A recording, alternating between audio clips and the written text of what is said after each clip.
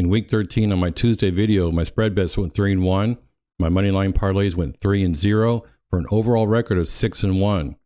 For the first 13 weeks of the season, my spread bets on my Tuesday videos are 58.7%, and my Moneyline parlays are an amazing 73.3%. We put these two together, we're just over 61% for both the spreads and Moneyline parlays. This is after 13 weeks. I couldn't be happier with this win rate. What's up, everybody? This is Kerry. In this video, I'm going to give you my week 14 best bets based on trends and analysis of the data and the statistics. But before we get to our week 14 best bets, I think it's appropriate to pay homage to a very good trend. Home teams, before their bye week, cover the spread at a rate of 60.8%. And look at what happened in 2024.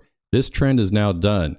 It's time to put this trend to rest. It has made an amazing profit here. It went 3-1 in week 13, and overall it was 12-7 for a 63.2% win rate. Okay, let's get on to our new trend here. The revenge game. We all know divisional opponents play each other twice a year. So what happens to the team that loses game one? Does the team that lost game one get revenge in game two? Well, that's the question. Let's see what the data tells us. If the team lost in game one as a home favorite, then they cover the spread at a rate of 63.6% in game number two. This is huge. This is a really big percentage. In fact, this is better than the home team pre-bye percentage. When a team loses game one as a home dog, they don't cover the spread in game two very highly. If the team that lost game number one is an away favorite, then they're only 46% against the spread in game number two. And as an away dog, they're 52.3%. So none of these are worth betting on, obviously.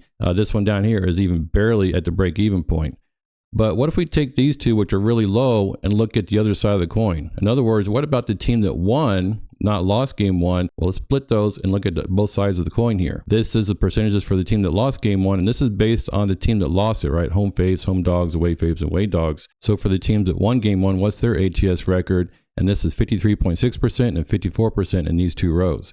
So there's potential value here in betting the team that actually won, not the team that lost. Let's look at the teams that lost game number one and are playing a revenge game in week 14. We have the Packers. They were home dogs. They lost to the Lions in week number 9. We have the Chargers. They were home dogs in week number 4. They lost to the Chiefs. And then the Steelers and the Cardinals down here, they were away favorites. The Cardinals barely, they were like -1 to the Seahawks. But the Steelers, they lost this game in week 12. That was that Thursday night snow game in Cleveland. So all of these are percentages that are very low. So again, let's flip the coin and go to the other side. So what we have here are the Lions -3.5 and the Chiefs -3.5. And according to the trend, they're 53.6% chance of covering the spread. And then the Browns +7 and the Seahawks +3 are 54%. Now, I'm calling these leans right now. These are not official bets. I'll tell you why here in just a second. If you've been following my videos here, I do not like to make best bets when the percentages of getting that bet are less than 55%. So I don't like these 53.6%, so I'm going to erase those. I'm not going to bet those at all, but I'm going to stick with these two down here. So these are now best bets for this video. The Browns +7 at the Steelers and the Seahawks +3 at the Cardinals. Now, I have another reason why I didn't want to pick the Lions at -3.5. And this is it. My spread model went 7-0 last week. That's right. I put out my spread model best bets on Saturday morning. It went 7-0. Right now for weeks 1 through 13, it's at 40-26 for a 60.6% win rate. I could not be happier with my spread model. And let's look at what the spread model thinks for week 14. It likes the Packers +3.5 at the Lions. So, and this is at 58.5% for the spread model. That is much higher than the 53.6% for the Packers on that trend.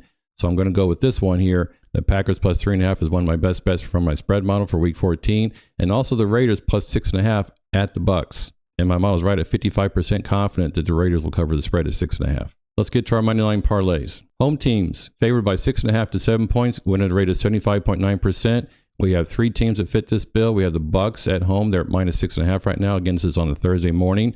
We have the Steelers -6.5 as well. And the Dolphins at -6.5. Now, some of these are 6.5 to 7. And I think the Dolphins are also at 6. So, but I like these teams enough to go ahead and put them at 6.5 and put them in this trend. So putting these together, Moneyline parlays, I got the Steelers and the Bucks -270 each on the same sports book. So that's -114 parlay odds. My trend odds are -136. So I have the Steelers to win and the Bucks to win, put them together in the Moneyline parlay. I also have the Steelers and the Dolphins -270 again on the same sports book on the Thursday morning. So the Steelers to win and the Dolphins to win, put them together in Moneyline parlay. And finally, the Bucks and the Dolphins, 2 Florida teams, -270 each. So put the Buccaneers and Dolphins together in a Moneyline parlay. Good luck in your week 14 best bets. Let's go.